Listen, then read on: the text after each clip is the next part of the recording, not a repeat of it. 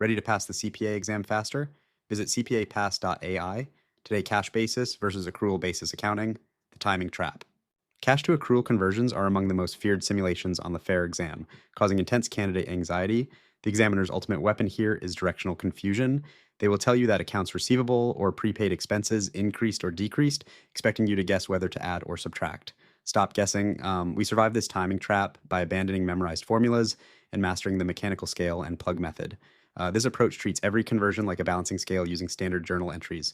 By placing cash and balance sheet changes in their correct debit or credit postures, the accrual amount emerges as an automatic foolproof plug. Let's look at how this mechanical process eliminates directional errors on your exam. Let's convert cash collections to accrual revenue. Suppose ABC Lawn Care collects $100,000 in cash.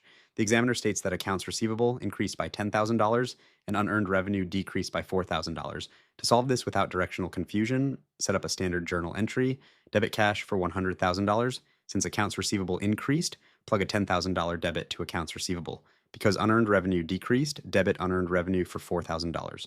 Now, balance the scale. The credit plug to accrual revenue is $114,000. This mechanical journal entry approach bypasses the unearned revenue directional trap entirely, ensuring you never misapply a balance sheet change. Next, we tackle the highly tested double adjustment cost of goods sold trap. When converting cash paid for purchases to accrual cost of goods sold, you must adjust for both accounts payable and inventory. Never skip a step. First, convert cash paid to accrual purchases by adjusting for accounts payable. If cash paid is $50,000 and accounts payable decreased by $5,000, your purchases are $45,000. Second, convert purchases to cost of goods sold by adjusting for inventory. If inventory increased by $3,000, cost of goods sold is $42,000. By using T accounts or the scale and plug journal entry, you systematically process both balance sheet adjustments without double counting. Now let's generalize this universal journal entry approach to operating expenses. Suppose a company pays $80,000 in cash for operating expenses.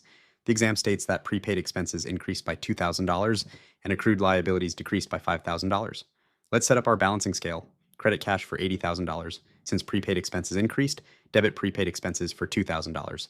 Because accrued liabilities decreased, debit accrued liabilities for $5,000. To balance this entry, we need a debit plug to accrual operating expense of $73,000. The scale and plug method handles prepaids and accruals simultaneously, keeping your debits and credits perfectly aligned every single time. To dominate cash to accrual conversions on the FAIR exam, remember these three rules. First, always use the scale and plug journal entry method to eliminate directional confusion on balance sheet changes. Second, watch out for the double adjustment trap on cost of goods sold by adjusting both accounts payable and inventory. Finally, remember the applicable standard naming conventions. Special purpose framework statements cannot use standard GAAP titles like balance sheet. They must use modified titles like statement of assets and liabilities. Head over to cpapass.ai to practice these mechanical conversion techniques with our targeted task-based simulations and multiple choice questions. Master the journal entry scale, and you will turn these feared exam simulations into easy points.